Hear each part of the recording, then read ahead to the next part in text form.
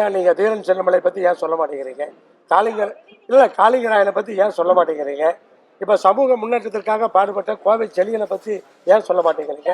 ஏன் கோவை செழியன் வந்து தந்தை பெரியாரோடு, பேரறிஞர் அண்ணாவோடு, கலைஞர் அவர்களோடு, புரட்சித் தலைவர் எம்ஜிஆரோடு பணியாற்றியவர், மக்கள் பணியாற்றியவர். ஏன் அதை பற்றி, அதாவது இது வந்து எப்படின்னா, ஒரு சில விஷயங்களை ஒரு சிலர் முன்னெடுக்கிறார்கள். ஆனால் யாரும் யார் மேலேயும் ஒரு காழ்ப்புணர்ச்சி கூடாது.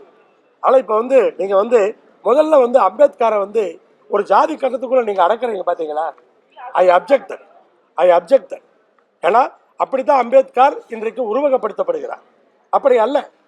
அம்பேத்கர் பல நல்ல விஷயங்களை அந்த அரசியல் சாசன சட்டத்தை வகுத்த பொழுது பல்வேறு விஷயங்களை அவர் இன்றைக்கு செய்திருக்கிறார்.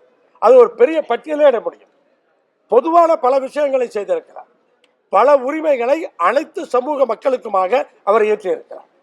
அவர் என்னமோ ஒரு சமுதாயத்துக்கு மட்டும்தான் அவர் செய்தார் என்கிற கோணத்திலே நீங்கள் பார்ப்பதும், அப்படிப்பட்ட கேள்விகளை கேட்பதும் நான் வன்மையாக கண்டிக்கிறேன்.